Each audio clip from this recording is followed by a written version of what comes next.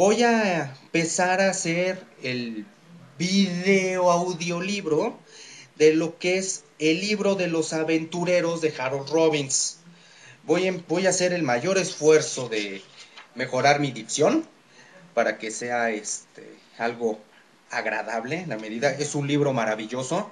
Voy a empezar en este momento lo que es el epílogo a modo de prólogo.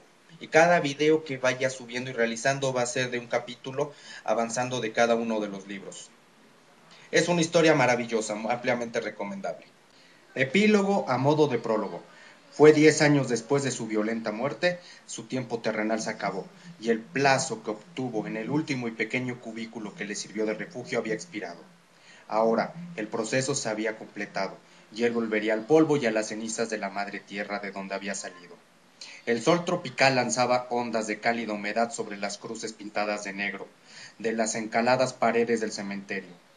Cuando el periodista americano bajó del taxi, frente a las oxidadas puertas de hierro, le dio al chofer un billete de $1 y le volvió la espalda antes de que tuviera tiempo de darle las gracias. Los pequeños puestos de flores estaban llenos de gente y mujeres enlutadas cuyos negros velos parecían escudar su pena, lo mismo contra el calor que contra el mundo. Compraban pequeños ramos. Los mendigos, niños hambrientos de grandes ojos negros, sentados, formando un deprimente círculo, tendieron sus infantiles y enflaquecidas manos cuando él pasó, suplicándole unas monedas que les echó con displicencia. Una vez atravesó la verja, reinó el silencio, como si una varita mágica hubiera alejado el mundo exterior. Había un hombre con uniforme sentado en la puerta de una caseta y se dirigió a él. Senos, por favor. Le pareció ver una vaga expresión de sorpresa en la cara del hombre cuando le respondió. Calle 6, apartamento 20. El periodista americano emprendió la marcha sonriendo. Incluso los muertos tenían que sujetarse a la rutina de los vivos. Los espacios se llamaban como calles y apartamentos las construcciones donde reposaban. Entonces se preguntó el motivo de la sorpresa de aquel hombre. Estaba en el vestíbulo del nuevo hotel escudriñando los periódicos locales, como hacía siempre que llegaba a una ciudad nueva. Cuando descubrió la noticia que había estado buscando, se trataba de una noticia de 4 pequeñas letras metidas en las últimas páginas, casi perdidas entre el párrafo de otras noticias más importantes. Ahora recorría un paseo en el que se sucedían abigarrados mausoleos. Indolente fue leyendo los nombres: Ramírez, Santos, Oberón, López. A despecho del calor que quemaba la tierra y le hacía correr el sudor en el cuello, sintió como si le alcanzase el frío del blanco mármol. Desembocó en un lugar donde la avenida, llena de hierbajos, era más ancha, y campo abierto por el lado izquierdo. Allí había algunas tumbas en el suelo, pequeñas y descuidadas y olvidadas. Era el cementerio de los pobres, quienes, metidos en míseras cajas de madera, se desintegraban sin que nadie volviese a recordarlos. A la derecha estaban los apartados, el último cobijo de otros huertos menos miserables. Eran grandes edificaciones de ladrillos españoles rojos y grises, de unos 6 metros de altura y 25 o 30 de ancho, divididas en blancos nichos de cemento de unos 5 palmos, muy juntos, para que otros muertos pudieran ocupar los huecos disponibles. Cada 5 palmos se podía leer el nombre del inquilino, con una pequeña cruz encima, grabada sobre el mismo cemento y la fecha de la muerte debajo. Se fijó en la primera construcción de una barra saliente de su parte superior. Colgaba una plaquita de metal en la que leyó: calle 3, apartamento 1. Le quedaba bastante camino todavía. Se aflojó el cuello de la camisa y apretó el paso, pues era ya casi la hora y no quería llegar tarde. Al principio creyó que se había equivocado. Allí no había nadie, ni siquiera trabajadores. Vio la placa de metal de la sección y miró la hora en su reloj de pulsera. Coincidían. Abrió el periódico para ver si había confundido la fecha, pero tampoco iba equivocado. Entonces dejó escapar un respiro de alivio y encendió un cigarrillo. Estaba en la otra América, y en esta América las horas no se respetan tanto como en su país. Empezó a pasearse lentamente alrededor de la construcción, leyendo los nombres de los enterrados allí. Por fin descubrió el que estaba buscando, escondido casi en uno de los bloques laterales en la esquina suroeste de la construcción. Instintivamente tiró del el cigarrillo y se quitó el sombrero. Contempló la inscripción: Dax, 10 de mayo 1955. Oyó el traqueteo de una rueda sobre el pedregoso camino detrás de él. Se volvió y vio un carro sin toldo tirado por un burro de andar cansino y orejas gachas, como si protestase por hacerle trabajar a la hora del sol. El carro lo guiaba un individuo cuyo vestido le amarillaba de viejo, y sentado a su lado iba un hombre con traje y sombrero negros, y un almidonado cuello blanco que ya casi no era blanco, debido al calor y al polvo. Al carro le seguía un peón con un pico sobre los hombros. El carro se detuvo, y el hombre del traje negro saltó al suelo. Se sacó una hojita de papel blanco del bolsillo interior de la chaqueta, y luego de repasarla, empezó a escudriñar los cuadrados de las paredes. Solo cuando se detuvo detrás de él, el periodista se dio cuenta de que iban a abrir la tumba. El hombre hizo unas indicaciones y el peón del pico se acercó al cubículo.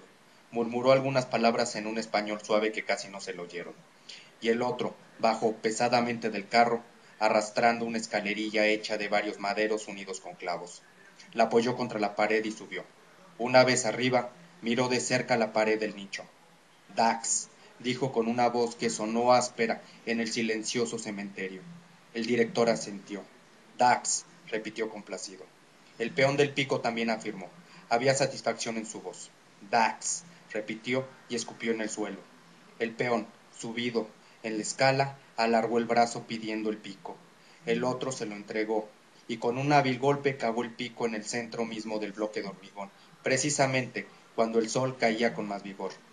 El trabajador lo maldijo y se protegió los ojos con el sombrero. Clavó el pico de nuevo y la piedra se dividió en varios trozos que cayeron al suelo sobre los guijarros. El periodista miró al director, el cual estaba mirando a los peones, pero se veía que no le interesaba mucho lo que hacían, y que incluso parecía que le fastidiaba. Era lo de tantas otras veces. Se volvió cuando vio que el periodista se le dirigía. ¿Dónde están los otros?, le preguntó en su vacilante español. El hombre se encogió de hombros. No hay otros. Pero en la prensa. Se detuvo, pues casi había agotado sus conocimientos del idioma. ¿Habla usted inglés? El director sonrió con orgullo. Sí, yes, silbó casi, a su disposición. Vi la noticia en el periódico, explicó el periodista con un suspiro de alivio. Y pensé que habría alguien más. No hay nadie más, respondió el director. Entonces, ¿quién puso la nota? Debe de haber alguien. Él era un hombre famoso, muy famoso. La puso la oficina y ha pasado tiempo de sobra para que alguien reclame el cuerpo. Hay otros que esperan el sitio suyo. La ciudad de los muertos crece vertiginosamente y está superpoblada. ¿Ya lo ve usted? Sí, ya lo veo, afirmó el periodista. ¿No ha venido nadie, familia o amigos? Él tenía muchos amigos. Un velo nubló los ojos del hombre. Los muertos están solos. El peón de la escala masculló una exclamación que hizo que los dos hombres le mirasen. Había roto la pared de cemento, y a través de ella se veía la descolorida esquina de un ataúd atacado por las termitas. Valiéndose del pico como si fuese una palanca, consiguió sacar los trozos de cemento que quedaban en el nicho. Le dio la herramienta al peón y quitó los cascotes que quedaban con la mano. Luego se introdujo dentro y empezó a tirar cuidadosamente del féretro. El periodista se dirigió al director. ¿Qué harán con él ahora? Lo quemaremos, le respondió. No exigirá tiempo, pues ya solo quedan huesos. Y después, el director se encogió de hombros. Puesto que nadie ha venido por él, pondremos sus cenizas en el carro con las otras y las llevarán al pantano que estamos desecando. El ataúd estaba sobre el limpio pavimento cercano al bloque, y el director lo examinó. Limpió con la mano el polvo que cubría la plaquita de metal que había en la tapa, y lo comparó con lo que decía el papel que llevaba en la mano, diciendo: verificado. Mirando al periodista le preguntó: ¿desea examinar el interior? No. No le importa entonces. Cuando no hay familia para pagar, se les permite a los hombres. Ya comprendo, rápidamente dijo el periodista. Se volvió de espaldas y se alejó un poco cuando empezaron a levantar la tapa. Sacó un cigarrillo y lo encendió. Oyó el murmullo de los otros discutiendo lo que hallaban y cómo habían de repartirlo. Luego, una maldición en voz baja y después el ruido de la tapa al cerrarla de nuevo. El director volvió a su lado. Esos hombres están disgustados, exclamó. No había nada más que unos empastes de oro y este anillo. El periodista vio en la mano del director un anillo con tierra adherida. Yo me quedo con el anillo, y para ello los empastes. Parece que vale, ¿no? Mie preguntó, mientras con su mugriento pañuelo lo limpió y lo frotó con la palma de la mano. Era de oro y tenía engastada una piedra carmesí. Lo cogió y leyó la inscripción. Pertenecía al tipo de Harvard y correspondía al año de 1939. Sí, corroboró. ¿Vale? ¿$10 americanos? Preguntó el director. Pasó un momento antes de que el periodista se diera cuenta de que le ofrecía el anillo, asintió. $10 americanos, y sacó el billete de la cartera. Gracias, dijo el director. El periodista se metió el anillo en el bolsillo y miró a los trabajadores que ya habían cargado el ataúd en el carro. Vámonos, dijo el director mirándole a él. Vamos a quemarlo. Subió al carro y le hizo un ademán señalándole el asiento a su lado. El sol quemaba más que cuando entró en el cementerio y tenía la camisa completamente empapada, sintiéndole más difícil la respiración. Siguieron adelante en silencio y al cabo de transcurridos unos 20 minutos llegaron a la chata construcción gris que era el crematorio. Sintió un ligero olor a humo al saltar del carro y siguiendo al director y a los otros 2 empleados cruzó la amplia puerta. Ya adentro se sorprendió al ver que no tenía techo, que encima no había más que el cielo y el sol. En medio y en círculo había 6 hornos de piedra que estaban abiertos, desprendiendo tanto calor que parecían querer incendiar el aire. Un hombre que llevaba una chaqueta llena de polvo gris y de ceniza se acercó preguntando: «¿Verificado?». El director le entregó la hojita de papel. «Verificado», respondió. «Está bien», dijo el hombre, e hizo un gesto a los empleados para que descargaran el carro, los cuales se dirigieron al horno de piedra que estaba más cerca y metieron el féretro dentro. Después salieron afuera. El director cogió al periodista del brazo y se acercaron al horno. El ataúd estaba sobre unas barras de acero ennegrecidas por el humo, y debajo había una red que parecía una fina malla de alambre.